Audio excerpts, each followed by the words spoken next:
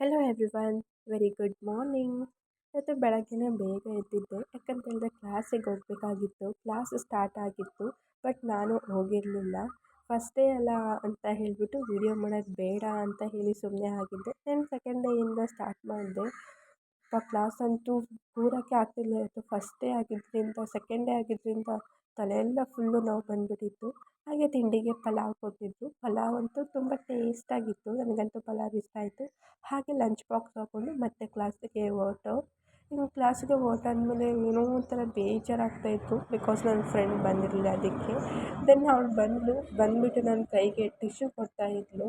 ನಾನು ಟಿಶ್ಯೂ ಯಾಕೆ ಕೊಟ್ಟೆ ಅಂತ ಹೇಳಿದ್ರೆ ಗೊತ್ತಿಲ್ಲ ಯಾಕೆ ಕೊಟ್ಟಳು ಅಂತ, ಬಟ್ ಅದರಲ್ಲಿ ಫುಲ್ಲು ಒರೆಸೋದೇ ಆಗೋಗ್ಬಿಟ್ಟಿತ್ತು ದಿನ ಇಡೀ. ಹಾಗೆ ಕ್ಲಾಸ್ ಫಸ್ಟ್ ಡೇಯಿಂದನೇ ಕ್ಲಾಸ್ ಅಂತೂ ಸಖತ್ ಬ್ಯುಸಿ ಅನ್ನಿಸ್ಬಿಡ್ತು ನಮಗಂತೂ.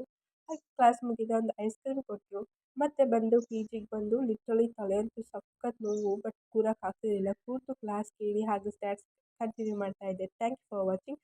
ಬಾಯ್.